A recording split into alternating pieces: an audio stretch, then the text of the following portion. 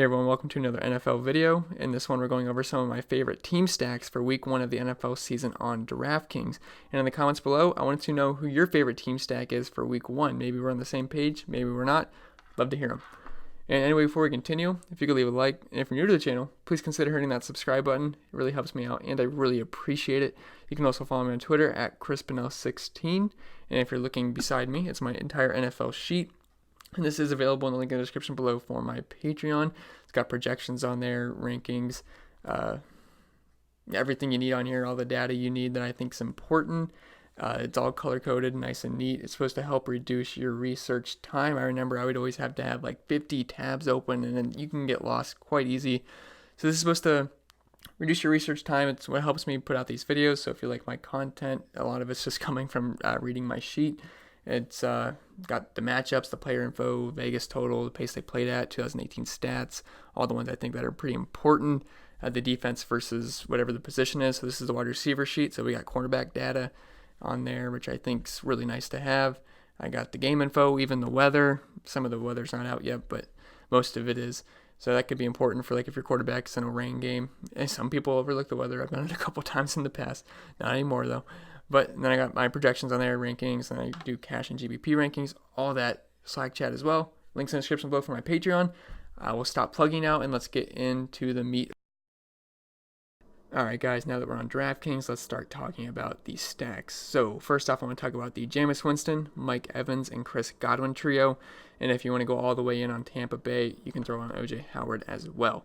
So this is my favorite stack of the slate, and yes, I know, it's everyone's favorite stack, but hey, it's mine too, so I'm going to talk about it. I feel like I've said this 500 times this week, but I love this game for fantasy. It's a close spread, 2 below average defenses, and the game should be played at a decently fast pace. This is a recipe for fantasy success, and guys, the Tampa Bay group was elite for fantasy last season. That was with the help of some Fitzmagic, but still Winston did his part at times. Now they went and added Bruce Arians, who we all know gives this offense a good-sized boost for fantasy based off of recent years. And, well, not recently because he was retired, but prior to that. And we know this will be a high-volume passing offense, and the running backs are anything but rock stars. I mean, we're talking about Peyton Barber and Ronald Jones carrying the load for there, so they're going to be passing the ball a ton, a lot better weapons through the air. But anyway, this game environment is one of the best of the slate, and this matchup versus the Tampa Bay passing defense is exceptional. We all know what Jameis' number one flaw is, turnovers, and dumb mistakes. But the 49ers were awful versus the pass last season, and especially in the turnover department. They only averaged 0.13 picks per game. I'll let you guys do the math on that. On a full 16 games, it's not that high, which is by far the lowest of any team. The 49ers also allowed a slate-high 2.19 passing touchdowns per game last season and over 20 points to the position while being 27th DVOA versus the pass. I love Jameis Winston, and this stack just makes a ton of sense to me. So now let's talk about some of his weapons. We got Big Mike and Chris Godwin. So let's get Godwin out of the way first. He's going to be one of, if not the highest owned receiver on the entire slate. The hype is just that high right now. But I also believe in the hype, and he's in a prime spot in this Bruce Arians system. We've all heard the reports how he's never coming off the field, and Arians wants him to get 100 catches. Maybe we should slow down a little bit, but I hope it happens. That'd be great. He's a talented receiver with a big role this year with no Adam Humphries or Djax, so the passing will be less dispersed this season, and it can be more condensed. Evans will draw the majority of the attention, and defenses have to worry about OJ Howard, so don't expect much difficult coverages for Godwin. I mean, it's not like he's just going to be running free, but still, you got to worry about Mike Evans and OJ Howard too. And he should excel here against the 49ers, who allowed nearly 40 points per game to the wide receiver position last season. I like his individual matchup versus Quan Williams, which he'll see a decent amount of the time. And I'm going to give the advantage to Godwin there in that matchup. And to round it all off, the 49ers allowed the most receiving touchdowns per game to the position at 1.69. So definitely love Chris Godwin, and so does everyone else. But let's talk about Mike Evans too. He's definitely going to be lower owned than his teammate, but is still a fantastic play as Big Mike has that big play upside and can box out anyone with his size advantage in the end zone for a touchdown. There's going to be a lot of vertical passing in the system, and Evans will thrive on that. He had one of the higher ADOTs of receivers that had a bunch of targets last season. And don't forget about OJ Howard either. I don't think he's a must play, but in full stacks, he's definitely in play with his elite talent. Next team stack I want to talk about, I got out of that fast, but the next team stack I want to talk about is the Los Angeles Rams, and let me get this set up here. So obviously we're going to have Jared Goff, Then his full onslaught of receivers with Cooper Kupp, Brandon Cooks.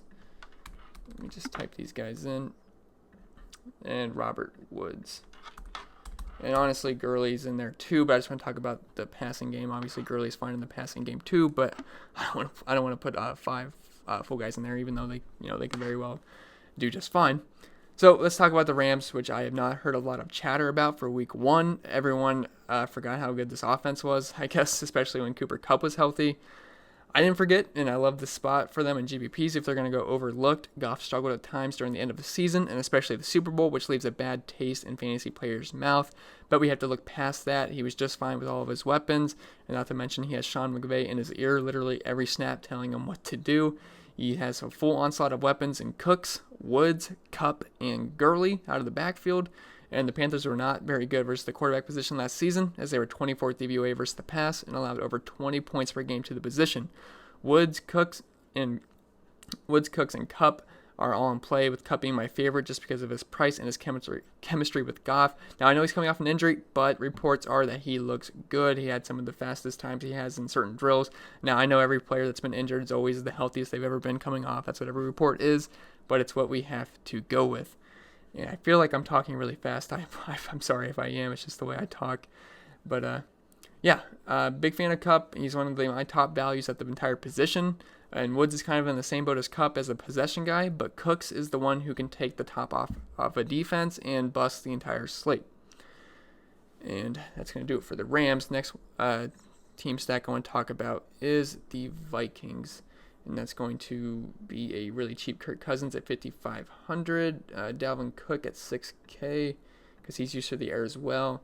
And you don't have to use all these guys. I just want to talk about the offense. I have interest in the whole offense here, really, outside of tight end position. So let me find Thielen. I believe he's 6,800, and yeah. All right, so now let's talk about the Vikings, the passing game, who draws a soft matchup versus Atlanta at home. And I guess we're going to talk about the running game too. They were battered. The Atlanta Falcons were battered with injuries on defense last season, but I still don't think they can contend with the Vikings' elite offensive talent in Diggs, Thielen, and Cook, who are all extremely talented, and they have a QB in Kirk Cousins who can get them the ball. I mean, he's not like an outstanding quarterback, but he's a solid quarterback. I think he gets a little bit too much hate. I think he's fine. Atlanta was 29th DVOA versus the pass last season and allowed the most points per game to the position. Thielen and Diggs both draw great matchups outside and should have no problem getting separation and getting open. The Falcons' defense allowed over 41 points a game to receivers as well. And as for Dalvin Cook, I listed him here because he can also do damage through the air as well. And man, are the Falcons the perfect matchup for him. I already went over him in like 3 videos, so I'm not going to just keep talking the same thing, but we all know how bad they are versus the run, one of the worst in the league, and how bad they are versus pass catching running backs every single year. They allow a ton of receptions to receiving running backs and a ton of yards, and Dalvin Cook excels in the pass game. He's way too cheap, and he's going to be extremely chalky, but it's really good chalk. And to round it all off, Kirk is really cheap, and he should hit value, especially if all these guys do good. Kirk Cousins has to have a good game if they do. So let's get to the next one here with Cam Newton and his group, which would be Samuel, Moore, and CMC. So let me just plug them in here. Cam Newton, 6,500. CMC's 8,800. And then Moore's 5,500. And Samuel is 4,200. So it's actually a pretty cheap stack. And Cam is finally healthy after dealing with a noodle arm all of last season. I owned him in season long. It was really fun for the first half, and then it was not fun watching the backup come in to have to throw a Hail Mary at the end because Cam couldn't throw the ball 20 yards downfield. Man, that was really ugly. I know he had that minor foot injury in the preseason, but he is good to go, and so are all of his weapons. This game is a decently high total, and they're going to have to score often to keep up with the Rams in this game. And it sounds like Vegas thinks they can do just that. They're all pretty cheap too, as DJ Moore is inexpensive, and Mr. Offseason Curtis Samuel is only 4,200. Now he will have some ownership, or I should say a lot of ownership Sunday, but I still like him.